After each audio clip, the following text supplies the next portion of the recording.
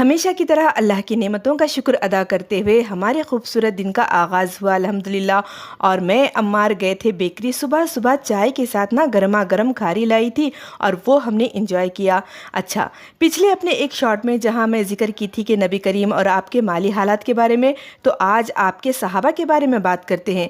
بات یہ ہے کہ تمام صحابہ غربت کا شکار نہیں تھے، وہ بھی آپ کی طرح مالدار تھے، مگر اپنا سارا مال راہ خدا میں، راہ رسول میں لٹا دیا کرتے تھے، جیسے حضرت عثمان غنی، عبد الرحمن، ابو بکر، عمر فاروق، مصعب بن عمیر رضی اللہ تعالی عنہم اور بہت سارے صحابہ۔ کسی نے اسلام کے لیے اپنا مال دولت لٹا دیا تو کسی نے سب کچھ اپنا چھوڑ کر اسلام میں داخل ہو گئے۔